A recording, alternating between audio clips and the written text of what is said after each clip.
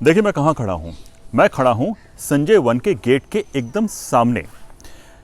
ये gate Qutub institutional area के अंदर स्थित है और अगर मैं आपको बताऊं कि यहाँ से दिल्ली के इतिहास के पन्ने खुलते हैं तो क्या आप मानेंगे? तो चलिए दिखाता हूँ।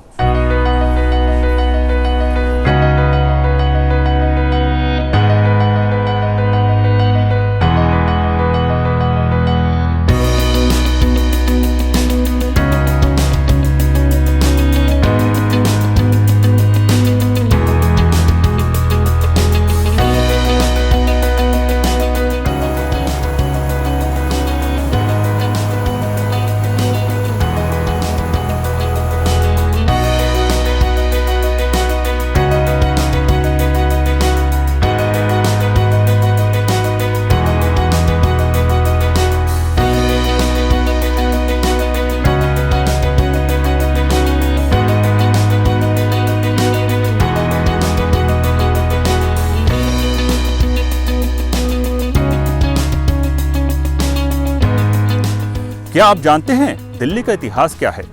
दिल्ली को कब और किसने बसाया? दिल्ली कितनी बार बसी और कितनी बार उजड़ी है? हम देख रहे हैं नॉलेज कॉलेज नेटवर्क और आज हम बात करेंगे दिल्ली के इतिहास की। दिल्ली के गौरवशाली इतिहास को चंद मिनटों में समेट पाना बहुत मुश्किल है, या आप कहिए कि ये उसके साथ नाइंसाफी होगी। आज हम जहां खड़े हैं, आप ये कह सकते हैं कि दिल्ली की शुरुआत यहीं से हुई है। क्या आप जानना चाहेंगे ये कौन सी जगह है? तो आइए।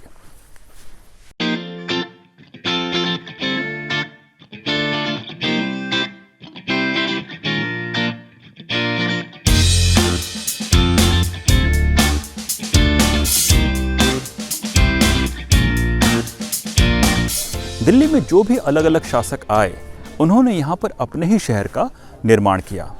इस तरीके से दिल्ली की शुरुआत 7 शहरों से हुई है, जो कि हैं मेहरौली, जहांपना, सिरी, तुगलकाबाद, इंद्रप्रस्थ जो कि पुराने किले वाला एरिया है, फिरोजशाह कोटला और शाहजहानाबाद, जिसमें से मेहरौली सबसे पहले बसी है।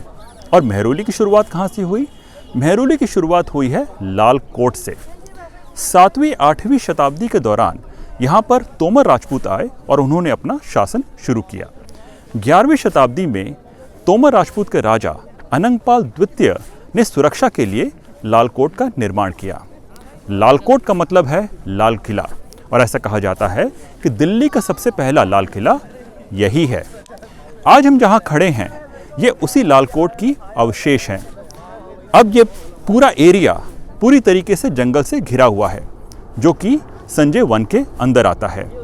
आप ये दीवारें देख रहे हैं, इन दीवारों से पौधे और झाड़ियां उगाई हैं, लेकिन आज भी आप इन दीवारों से उस दिलचस्प और रोचक इतिहास को महसूस कर सकते हैं।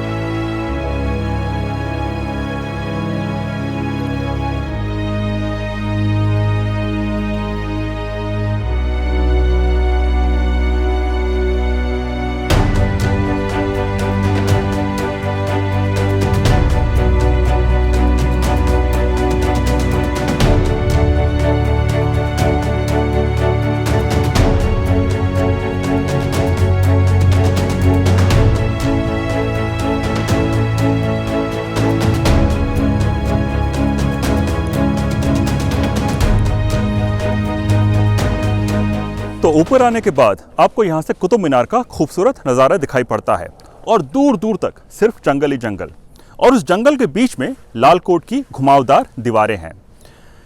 कुतुब मीनार में आपने आयरन पिलर देखा होगा, तो दिलचस्प बात यह है उस आयरन पिलर की कि उसमें जंग नहीं लगता है। उस आयरन पिलर को वहाँ पर स्थापित किया था 1052 में तोमर राजपूत राजा अनंगपाल द्वितीय ने ही, जो कि उस आयरन पिलर को लेकर आए थे सौख इलाके से, जो कि आज मथुरा है।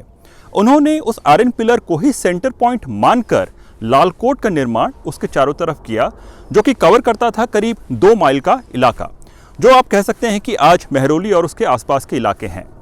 उस इलाके की दीवारें करीब 60 फीट ऊंची और 30 फीट चौड़ी थी।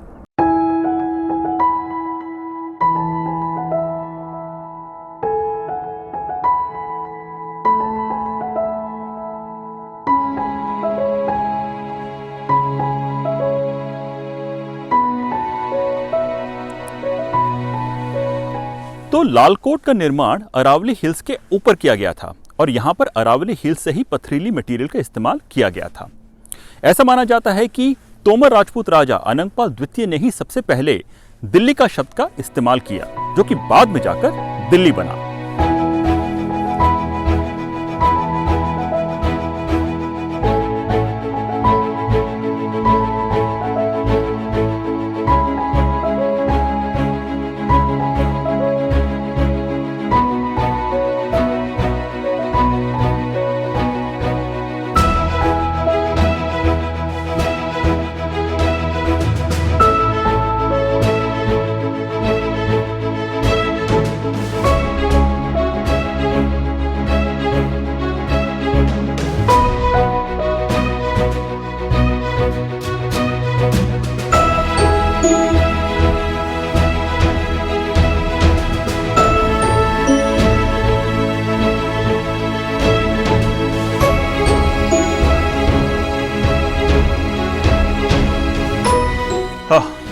यहाँ पर बहुत शांति है नहीं। तो लालकोट का शासन तोमर राजपूतों के बाद चौहानों के पास गया और उन्होंने इसकी दीवारों को और बढ़ाई और इसका नाम लालकोट से किला राय पिथौड़ा रख दिया।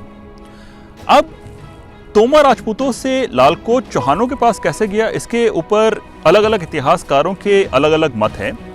कुछ इतिहासकारों का मानना है कि अनंगपाल द्वितीय की 2 बेटियां थीं।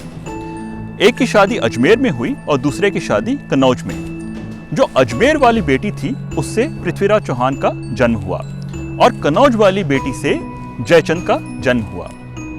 पृथ्वीराज चौहान अनंगपाल द्वितीय के बहुत पसंदीदा थे, तो अनंगपाल द्वितीय ने लालकोट का शासन पृथ्वीराज चौहान को सौंप दिया।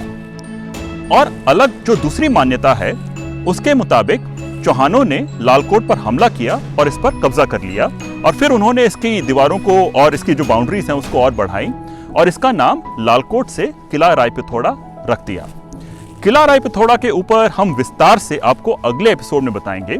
अगर आपको ये एपिसोड पसंद आया तो लाइक, कमेंट और शेयर जरूर करें और देखते रहिए नॉलेज कॉलेज नेटवर्क। हम अगली पेशकश के साथ आपके पास जरूर आएंगे और जल्द आएंगे। धन्यवाद।